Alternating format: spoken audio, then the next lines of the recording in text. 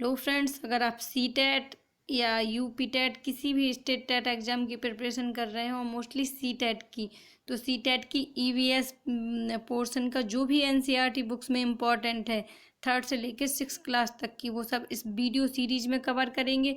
तो ये second video है एनसीईआरटी बुक्स का, तो इसमें जो भी एनसीईआरटी बुक्स में इम्पॉर्टेंट था वो सब इसमें कवर कर रहे हैं। तो आप इस वीडियो को एंड तक ज़रूर देखें और चैनल को सब्सक्राइब जरूर कर लें। तो चलिए स्टार्ट करते हैं फर्स्ट पॉइंट से। फर्स्ट पॉइंट है मधुमक्खी पालन के बारे में। तो मधुमक्खी पालन के बारे में देखते हैं। हर छत्ते में एक रानी मक्खी होती है जो अंडे देती है। सेकंड पॉइंट है छत्ते में कुछ नर मक्खी भी होती हैं, यानी कि छत्ते में कुछ क्या होते हैं, जेंट्स भी होते हैं। रानी मक्खी का काम क्या होता है, अंडे देने का, और जो जेंट्स होते हैं उनका काम क्या होता है, ओनली वो छत्ते की रखवाली करते हैं।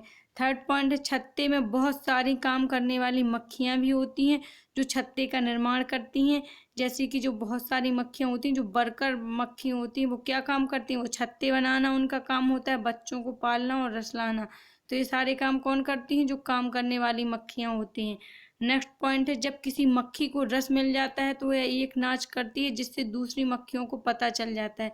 यानी कि जब किसी मक्खी जो भी मधुमक्खी उसको रस मिल गया कहीं से, तो वो क्या करती है, डांस करती है, जिससे उसके आसपास वाली मक्खियों को पता चल जाता है कि इसको रस मिल गया है। नेक्स्ट पॉइंट है चींटियों से रिलेटेड। तो चींटियों के बारे में देखते हैं। चींटियां भी मधुमक्खी की तरह होती हैं, यानी कि जैसे मधुमक्खियां झुंड में रहती हैं वैसे ही चींटियां रहती हैं।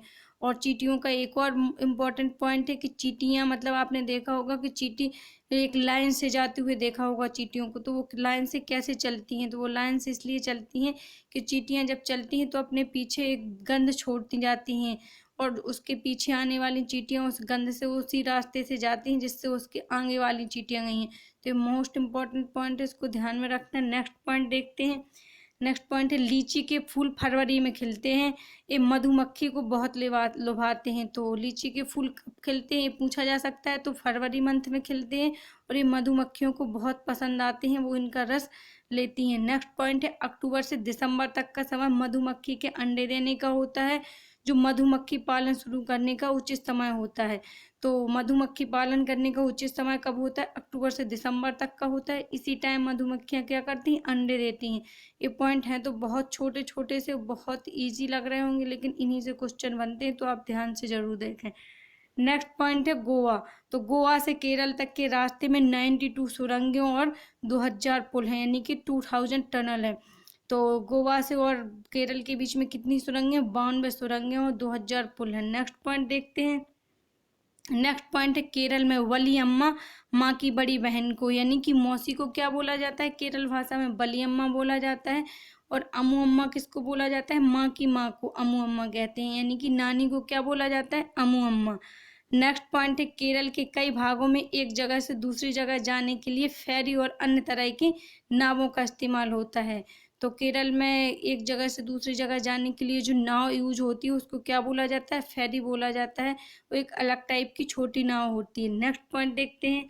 नेक्स्ट पॉइंट है छू तू तू और चेडू गुडू, हा डू छू किट किट कबड्डी में इस्तेमाल होने वाले शब्द हैं। तो इन शब्दों को आप बहुत ध्यान में रखना। छू टू तू, चेडी गुडू, हा डू छू किट किट, एक इसमें यूज होते हैं, कबड्डी में यूज होने वाले शब्द हैं। नेक्स्ट पॉइंट है कर्णम मल्लेश्वरी के बारे में। तो इन सारे पॉइंट से प्रीवियस ईयर आप पेपर उठा के देखेंगे, क्वेश्चन बन चुके हैं, तो आप इनको ध्यान से नोट करें या फिर इस वीडियो को एक दो बार जरूर देखें। नेक्स्ट पॉइंट है कर्णम मल्लेश्वरी। कर्णम मल्लेश्वरी एक वेट लिफ्टर है, ये आंध्र प्रदेश राज्य की रहने वाली हैं। कर्णम ने भारत के बाहर यानी कि इंटरनेशनल लेवल पे 29 मेडल जीते हैं। तो ये इंपॉर्टेंट पॉइंट है। नेक्स्ट देखते हैं उत्तरांचल। उत्तरांचल में पहाड़ों के बीच एक ऐसी जगह है जहाँ फूल ही फूल होते हैं या फूलों की घाटी है। तो ये तो आपने बहुत जगह पढ़ा होगा कि फूलों की घाटी कहाँ है, उत्तरांचल यानी कि उत्तराखंड में।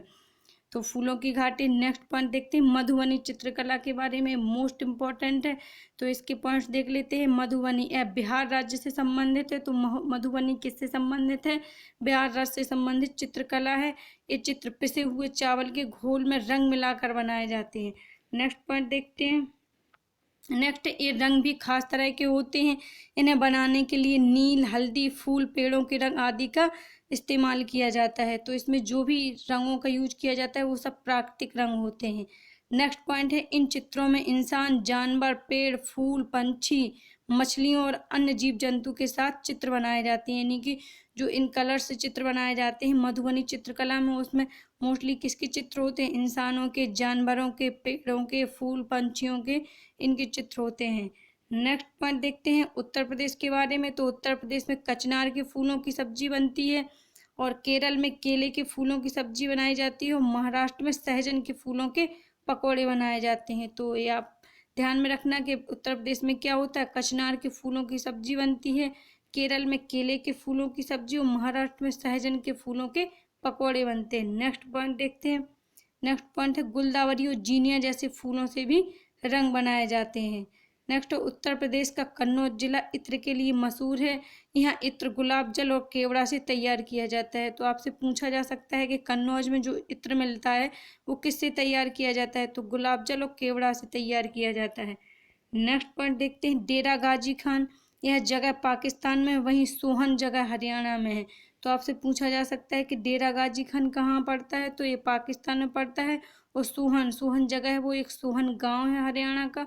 तो सोहन गांव कहाँ पड़ता है? हरियाणा में पड़ता है।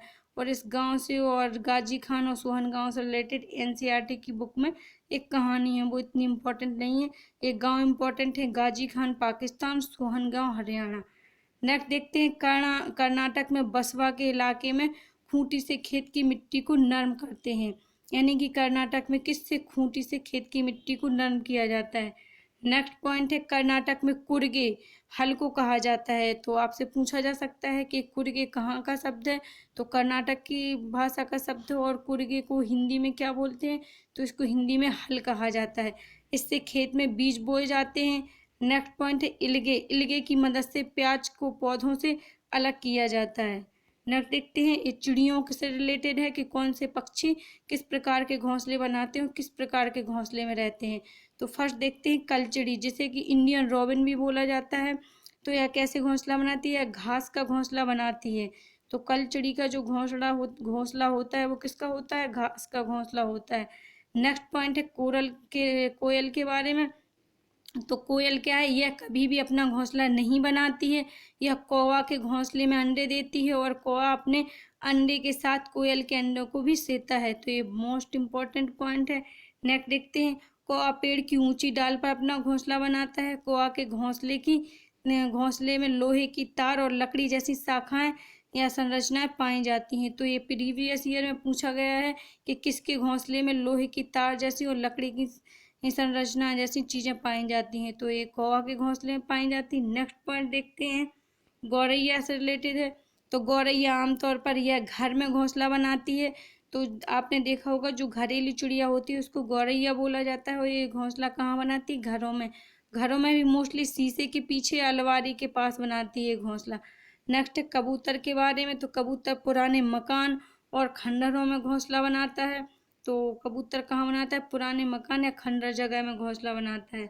नेक्स्ट है बसंत गौरी। बसंत गौरी पेड़ के तने में गहरा छेद बनाकर उसमें अपना अंडा देती है। तो बसंत गौरी कहाँ बनाती है घोंसला? पेड़ के तने में। नेक्स्ट पॉइंट है दर्जन चिड़िया। दर्जन चिड़िया अपनी नुकीली चोंच से पत्तों को सी लेती है और उसके बीच बनी थैली में अंडे देती है। तो दर्जन चिड़िया कहाँ देती है? पत्तों से बनी थैली में। नेक्स्ट शकरखोरा।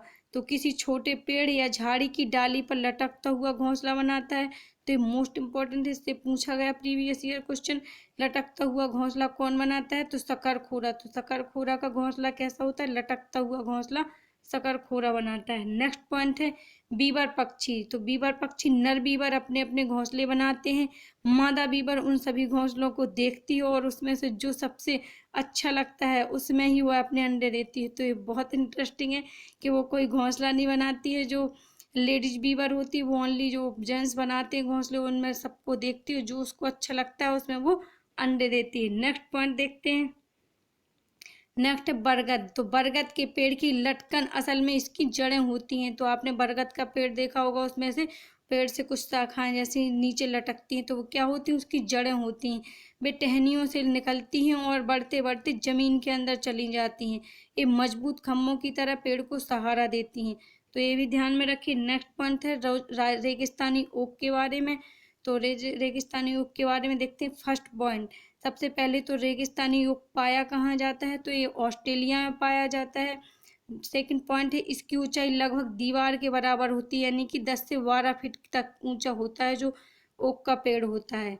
नेक्स्ट पॉइंट है, इस पर पत्तियां बहुत कम होती हैं, यानी कि इस पेड़ पर पत्तियां होती ही नहीं है, बहुत कम होती हैं। नेक्स्ट है, इसकी जड़ें यदि ऐसे 30 पेड़ जमीन पर लाइन से लिटा दिए जाएं, इतनी गहरी होती है, यानी कि 10-10 फीट के, जो 10 फीट का ओक का पेड़ होता है, ऐसे 30 पेड़ जमीन पर लिटा दिए जाएं, इतनी गहरी इसकी जड़ें होती हैं। और कभी कभी इस इलाके में पानी नहीं होता है, तो यहाँ के लोग इसके तने के अंदर पतला पाइप डालकर पानी निकाल लेते हैं। तो उनको पता रहता है कि इसके तने में पानी स्टोर रहता है, तो वहाँ के लोगों को ये बात पता रहती है, तो वो जब पानी नहीं होता है तो इसके अंदर पाइप डालकर पानी निकाल लेते हैं। नेक्स्ट पॉइंट देखते हैं। तो एक और ओक के बारे में इम्पोर्टेंट पॉइंट है कि इसकी जड़ें इतनी गहरी जाती हैं जहाँ तक इसको पानी नहीं मिलता है। जब तक पानी नहीं मिलता है तब तक इसकी ओक की जड़ें ज़मीन के अंदर जाती हैं, और जहाँ पानी मिल जाता है वहीं से ये पानी खींच लेती हैं, अपने तने में स्टोर करती हैं। तो ये कुछ इंपॉर्टेंट पॉइंट्स थे। आई होप आपको ये वीडियो पसंद आया होगा। वीडियो पसंद आए तो वीडियो को लाइक, शेयर और चैनल को सब्सक्राइब जरूर करें। Thank you.